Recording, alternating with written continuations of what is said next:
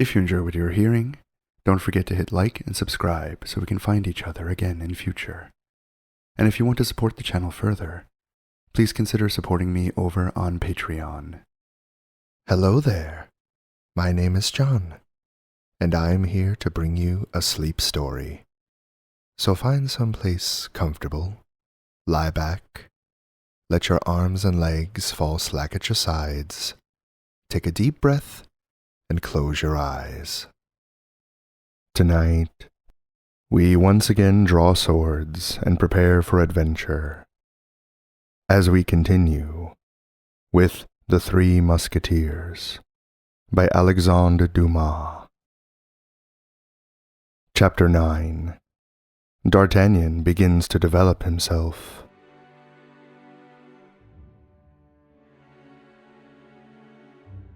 As Athos and Porthos had foreseen, at the expiration of half an hour D'Artagnan returned. He had this time again missed his man, who had disappeared as if by enchantment. D'Artagnan had run, sword in hand, through all the neighboring streets, but had found nobody resembling the man he sought for. Then he did that by which, perhaps, he ought to have begun, which was to knock at the door against which the unknown was leaning. But it had proved useless to knock 10 or 12 times running, for no one answered, and some of the neighbors, who put their noses out of their windows, or were brought to their doors by the noise, had assured him that the house, all the openings of which were tightly closed, had been for 6 months completely uninhabited.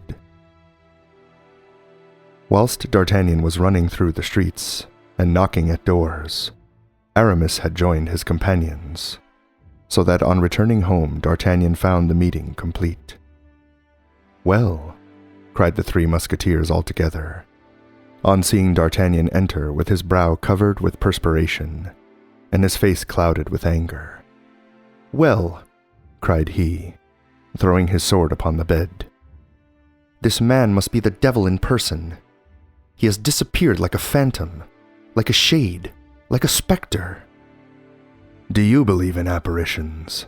asked Athos of Porthos. "I never believe in anything I have not seen, and as I have never seen an apparition, I don't believe in them." "The Bible," said Aramis, "makes our belief in them a law.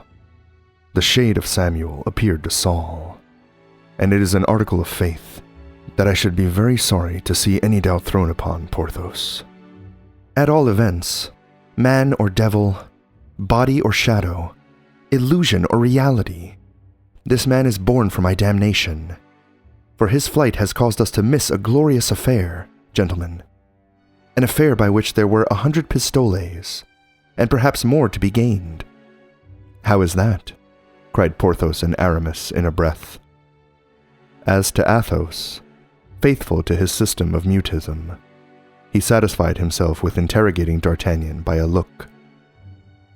"Planchet," said D'Artagnan to his domestic, who just then insinuated his head through the half-open door, in order to catch some fragments of the conversation, "go down to my propriétaire, Monsieur Bonacieux, and tell him to send me 6 bottles of Beaugency wine. I prefer that." Ah, what? Are you in credit with your propriétaire, then?" asked Porthos. "Yes," replied D'Artagnan, "from this very day, and mind, if the wine be not good, we will send to him to find better." "We must use and not abuse," said Aramis sententiously. "I always said that D'Artagnan had the longest head of the 4, said Athos, who, after having uttered his opinion, to which D'Artagnan replied with a bow, immediately resumed his habitual silence. "But come, tell us, what is this about?" asked Porthos. "Yes," said Aramis, "impart it to us, my dear friend, unless the honor of any lady be hazarded by this confidence. In that case, you would do better to keep it to yourself." "Be satisfied," replied D'Artagnan. "The honor of no one shall have to complain of that which I have to tell you." He then related to his friends, word for word, all that had passed between him and his landlord, and how the man who had carried off the wife of his worthy proprietaire was the same with whom he had had a difference at the hostelry of the Franc Monnier. "Your affair is not a bad one," said Athos, after having tasted the wine like a connoisseur, and indicated by a nod of his head that he thought it good. "And 50 or 60 pistoles may be got out of this good man. Then, there only remains to ascertain whether these 50 or 60 pistoles are worth the risk of 4 heads. "But please to observe," cried D'Artagnan, "that there is a woman in the affair, a woman carried off, a woman who is doubtless threatened, tortured perhaps, and all because she is faithful to her mistress." "Beware, D'Artagnan, beware," said Aramis. "You grow a little too warm, in my opinion, about the fate of Madame Bonacieux. Woman was created for our destruction, and it is from her we inherit all our miseries." At this speech of Aramis, the brow of Athos became clouded, and he bit his lips. "It is not Madame Bonacieux about whom I am anxious," cried D'Artagnan, "but the queen, whom the king abandons, whom the cardinal persecutes, and who sees the heads of all her friends fall one after the other. Why does she love what we hate most in the world, the Spaniards and the English?" "Spain is her country," replied D'Artagnan, "and it is very natural that she should love the Spanish, who are the children of the same soil as herself. As to the second reproach, I have heard say that she does not love the English, but an Englishman." "Well, and by my faith," said Athos, "it must be confessed that the Englishman was worthy of being loved. I never saw a man with a nobler air than his." "Without reckoning that he dresses as nobody else can," said Porthos. "I was at the Louvre on the day that he scattered his pearls, and pardieu, I picked up 2 that I sold for 10 pistoles each. Do you know him, Aramis?" "As well as you do, gentlemen. For I was among those who seized him in the garden at Amiens, into which Monsieur Putange, the Queen's equerry, introduced me. I was at school at the time, and the adventure appeared to me to be cruel for the king." "Which would not prevent me," said D'Artagnan, "if I knew where the Duke of Buckingham was, to take him by the hand and conduct him to the Queen, were it only to enrage the cardinal. For our true, our only, our eternal enemy, gentlemen, is the cardinal, and if we could find means to play him a sharp turn, I confess that I would voluntarily risk my head in doing it." "And did the mercer," rejoined Athos, "tell you, D'Artagnan, that the Queen thought that Buckingham had been brought over by a forged letter?" "She is afraid so." "Wait a minute, then," said Aramis. "What for?" demanded Porthos. "Go on. I am endeavoring to remember some circumstances." "And now I am convinced," said D'Artagnan, "that this abduction of the Queen's woman is connected with the events of which we are speaking, and perhaps with the presence of Monsieur de Buckingham at Paris." "The Gascon is full of ideas," said Porthos, with admiration. "I like to hear him talk," said Athos. "His patois amuses me." "Gentlemen," cried Aramis, "listen to this." "Listen to Aramis," said his 3 friends. "Yesterday, I was at the house of a doctor of theology, whom I sometimes consult about my studies." Athos smiled. "He resides in a quiet quarter," continued Aramis. "His tastes and his profession require it. Now, at the moment that I left his house—" Here Aramis stopped. "Well," cried his auditors, "at the moment you left his house?" Aramis appeared to make a strong inward effort, like a man who, in the full relation of a falsehood, finds himself stopped by some unforeseen obstacle. But the eyes of his 3 companions were fixed upon him. Their ears were wide open, and there were no means of retreating. "The doctor has a niece," continued Aramis. "A niece, has he?" said Porthos. "A very respectable lady," said Aramis. The three friends burst into a loud laugh. "Ah, if you laugh, or doubt what I say," replied Aramis, "you shall know nothing. We are as staunch believers as Mohammedans, and as mute as catafalques," said Athos. "I will go on, then," resumed Aramis. "This niece comes sometimes to see her uncle, and, by chance, was there yesterday at the same time that I was, and I could do no less than offer to conduct her to her carriage." "Oh, then this niece of the doctor's keeps a carriage, does she?" interrupted Porthos, one of whose faults was a great incontinence of tongue. "A very nice acquaintance, my friend." "Porthos," replied Aramis, "I have had occasion to observe to you, more than once, that you are very indiscreet, and that is injurious to you among the women." Gentlemen, cried D'Artagnan, who began to get a glimpse of the result of the adventure. "The thing is serious. Endeavor, then, not to joke, if possible. Go on, Aramis, go on." "All at once, a tall, dark gentleman, just like yours, D'Artagnan." "The same, perhaps," said he. "Possibly," continued Aramis, "came towards me, accompanied by 5 or 6 men, who followed at about 10 paces behind him, and, in the politest tone, 'Monsieur the Duke,' said he to me. 'And you, madame,' continued he, addressing the lady, who had hold of my arm." "The doctor's niece?"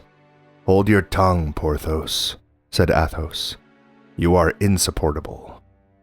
Be so kind as to get into this carriage, and that without offering the slightest resistance, or making the least noise." "He took you for Buckingham," cried D'Artagnan. "I believe so," replied Aramis. "But the lady?" asked Porthos. "He took her for the queen," said D'Artagnan.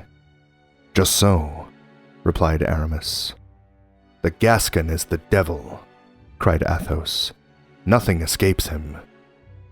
"The fact is," said Porthos, "Aramis is of the same height, and something of the shape of the Duke, but it nevertheless appears to me that the uniform of a musketeer—" "I wore a very large cloak," said Aramis. "In the month of July? The devil!" said Porthos. "Is the doctor afraid you should be recognized? I can comprehend that the spy may have been deceived by the person, but the face—" "I had a very large hat on," said Aramis. "Oh, good Lord!" cried Porthos. "What precautions to study theology!"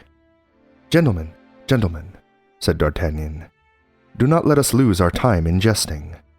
Let us separate, and let us to seek the mercer's wife. That is the key of the intrigue." "A woman of such inferior condition! Can you believe so?" said Porthos, protruding his lip with contempt. "She is the goddaughter of Laporte, the confidential valet of the queen. Have I not told you so, gentlemen? Besides, it has perhaps been a scheme of Her Majesty's to have sought, on this occasion, for support so lowly. High heads expose themselves sometimes, and the cardinal is far-sighted." "Well," said Porthos, "in the first place, make a bargain with the mercer, and a good bargain, too." "That's useless," said D'Artagnan, "for I believe if he does not pay us, we shall be well enough paid by another party." At this moment, a sudden noise of footsteps was heard upon the stairs. The door was thrown violently open, and the unfortunate mercer rushed into the chamber in which the council was held. "Save me, gentlemen! Save me!" cried he. "There are 4 men come to arrest me! Save me, for the love of heaven, save me!" Porthos and Aramis arose. "A moment," cried D'Artagnan, making them a sign to replace their half-drawn swords. "On this occasion we don't require courage. We must exercise prudence." "And yet," cried Porthos, We will not leave. You will leave D'Artagnan, to act as he thinks proper. He has, I repeat, the longest head of the four, and for my part, I declare I obey him. Do as you think best, D'Artagnan." At this moment, the 4 guards appeared at the door of the antechamber, but seeing 4 musketeers standing, and their swords by their sides, they hesitated to advance further. "Come in, gentlemen, come in. You are here in my apartment, and we are all faithful servants of the king and Monsieur le Cardinal. Then, gentlemen, you will not oppose our executing the orders we have received?" asked the one who appeared to be the leader of the party. "On the contrary, gentlemen, we would assist you if it were necessary." "What does he say?" grumbled Porthos.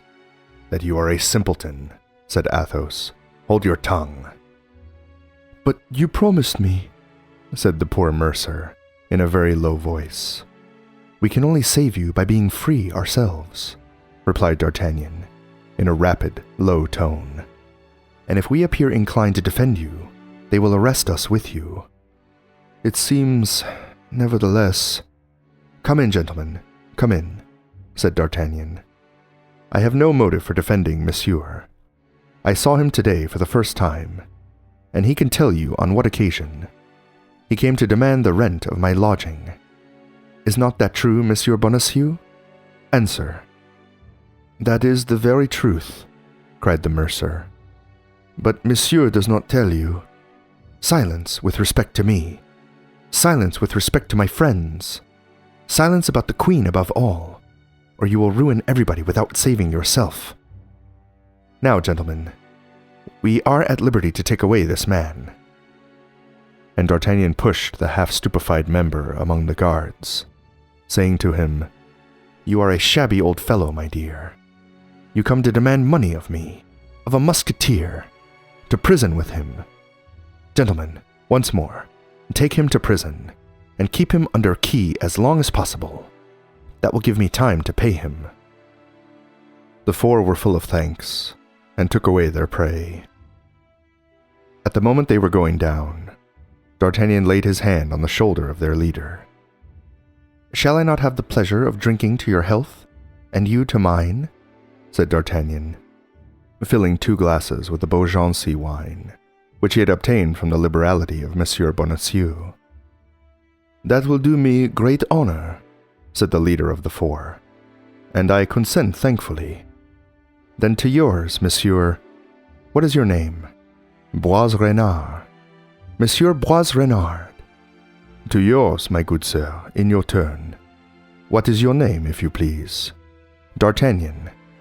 "To yours, Monsieur d'Artagnan." "And above all others," cried D'Artagnan, as if carried away by his enthusiasm, "to that of the king and the cardinal." The leader of the 4 would perhaps have doubted the sincerity of D'Artagnan if the wine had been bad, but the wine was good, and he was convinced. "Why, what a devil of a villainy have you performed there," said Porthos, when the alguazil-in-chief had rejoined his companions, and the 4 friends were left alone. "Shame! Shame! For 4 musketeers to allow an unfortunate devil who cried out for help to be arrested from amongst them, and a gentleman to hobnob with a bailiff." "Porthos," said Aramis, "Athos has already told you, you are a simpleton, and I am quite of his opinion. D'Artagnan, you are a great man, and when you occupy Monsieur de Tréville's place, I will come and ask your influence to secure me an abbey." "Well, I am quite lost," said Porthos. "Do you approve of what D'Artagnan has done?" "Parbleu, indeed I do," said Athos. "I not only approve of what he has done, but I congratulate him upon it." "And now, gentlemen," said D'Artagnan, without stopping to explain his conduct to Porthos, "all for one, one for all. That is our device, is it not?" "And yet," said Porthos. "Hold out your hand and swear," cried Athos and Aramis at once. Overcome by example, grumbling to himself, Nevertheless, Porthos stretched out his hand, and the four friends repeated with one voice the formula dictated by D'Artagnan. All for one for all. "That's well. Now let everyone retire to his own home," said D'Artagnan, as if he had done nothing but command all his life. "And attention, for from this moment we are at feud with the cardinal."